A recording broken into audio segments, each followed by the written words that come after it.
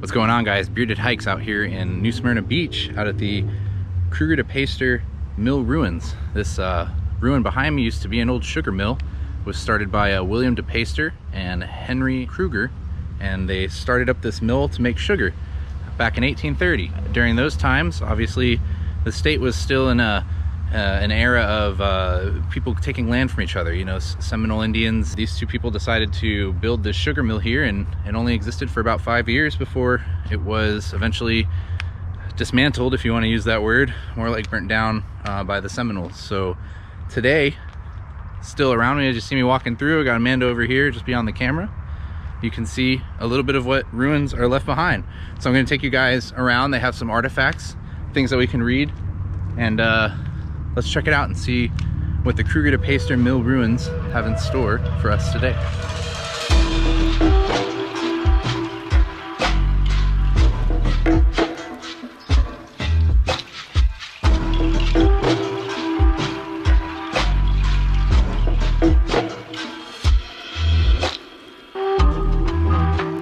All right, so we're taking a walk around here. Now you can see they have some ropes here. They don't want you to go past them, so we're gonna respect that. You can see 3 large bowls here, basically giant kettles.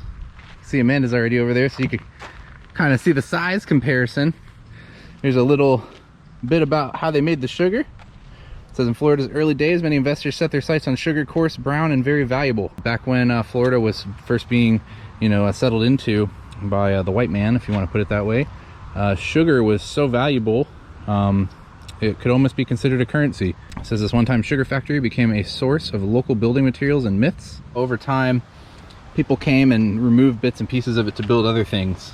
But it says that enough still remained to keep the New Smyrna landmark romantic with popular visitors. So that was back then. In 1894, the Atlantic Monthly magazine published a story about the ruins by a well-known travel writer. And Bradford Torrey liked the mill's dreamy setting and wildlife. He also noted a curious claim that the structure had been built as a chapel, perhaps by Columbus himself. So they just made it up. Yeah, so as you can see, over time people have made up some interesting stories. Here's like some old steps, back when this was the actual structure, people probably would have used this to go inside. I assume maybe a door was here or something.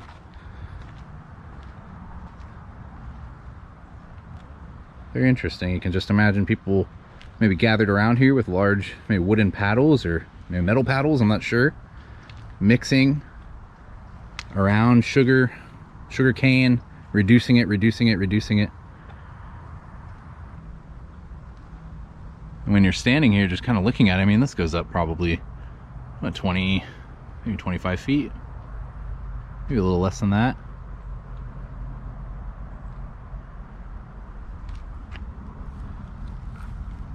No.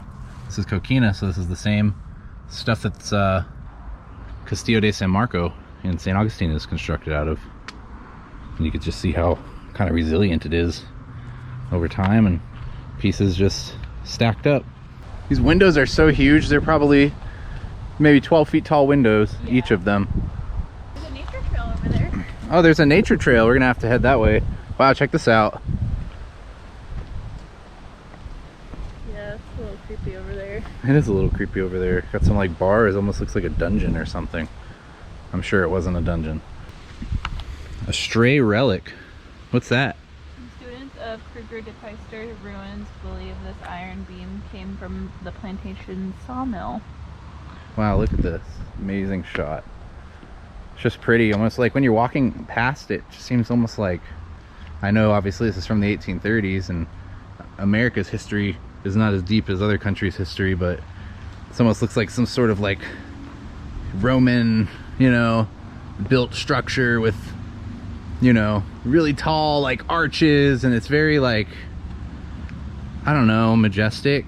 Even the palm trees, they're just like very, it reminds you of St. Augustine though. It does have a St. Augustine vibe to it. Well, I was just mentioning that all this is coquina, so it's the same stuff that the Castillo de San Marco is made out of in St. Augustine.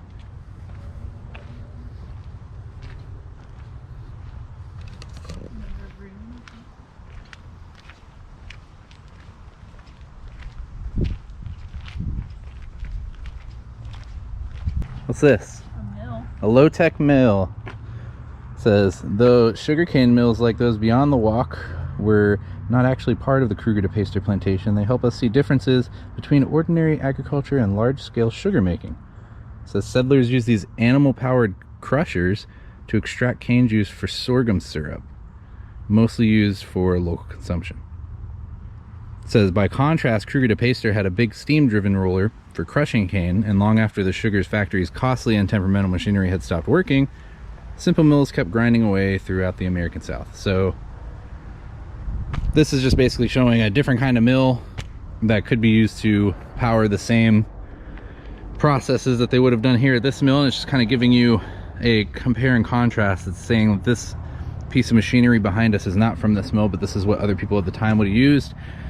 This here, you can see the giant cogs would turn, you know, these here would turn, and then there would probably be a big block here, which would be called a yoke, and then you'd attach like a mule or an ox to it, and that would just go in circles and it would churn whatever's in your, I guess, the sugar in this case. So pretty interesting. All right, so we've kind of explored around. We've shown you guys what there is to see, and just off to the side we saw that nature trail. Got some ground doves here kind of foraging for whatever they can find. We're gonna go this way, see whatever we can find, and if there's anything interesting, I will show it to you.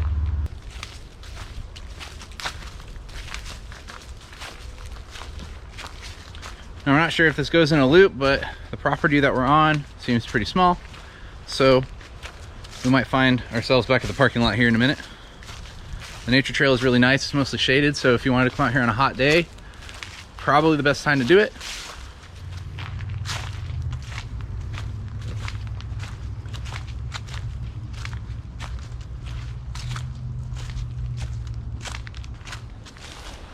And just like that, we hit the trail and we're back at the parking lot. Now you know, the walk is short, the wind is loud.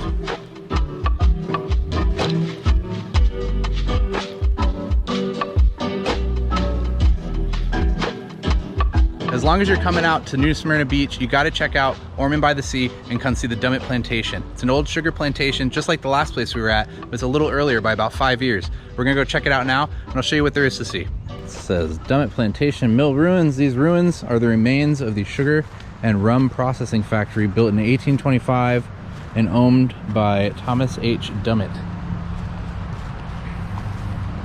Now you can tell there's a stark contrast of where we just were over at the Cruger-dePeyster Mill Ruins. They didn't have such extensive fencing around.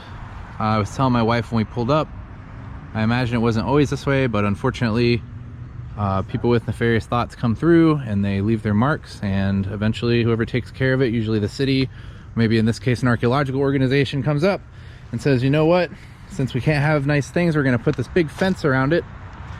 So just bear in mind, if you decide to make the trip out here, that you will not be able to get as close as you think you will be able to. However, we're going to head around the back here and just take a quick peek, see what there is to see from the fence line. So as I was telling you guys when we were over at the Cruger-dePeyster Mill Ruins, sugar cane, the whole industry of making, processing sugar was very lucrative. So there were a few of these. I'm not sure if there was a few or a lot, but I know that there were some of these sugar mill type operations all over the place, all over Florida. And today there's not very many left as far as ruins go.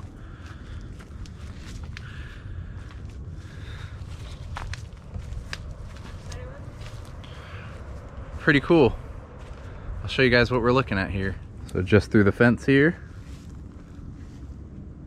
we have another sugar mill ruin. Oh, looks like the barbed wire was.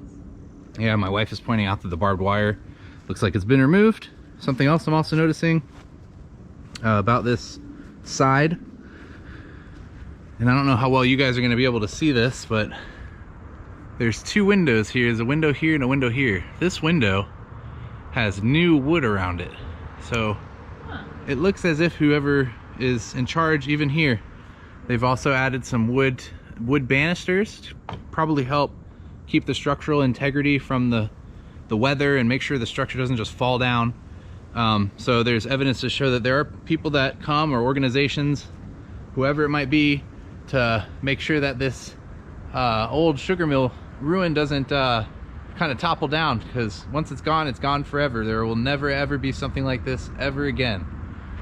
Really, really important that they did stuff like that. So as a history lover, really appreciative. There's a bench back here you can kind of sit at if you wanted to you know, take a lunch or bring your family or bring the dog. Kind of private. It's behind the sugar mill. Yeah, if you look closely, I don't know how well again you guys are going to be able to see this, but about right in here there's a smiley face. Somebody graffitied it. So those kinds of examples are just more of a reason that they unfortunately but eventually installed this fence here. This trail looks like it goes back a little bit. Don't know if we'll take the whole thing, but we'll just come back to this little clearing and just take a look around. Obviously, as you can imagine, this whole area would have been sugarcane operation. Today, just a big open kind of like pine forest with lots of palm trees and things around, and in every direction a lot of the same. So it could be easy to lose your sense of direction if you decide to head off in these woods. However, I'm sure if you were to head off into these woods, you might find some more interesting things.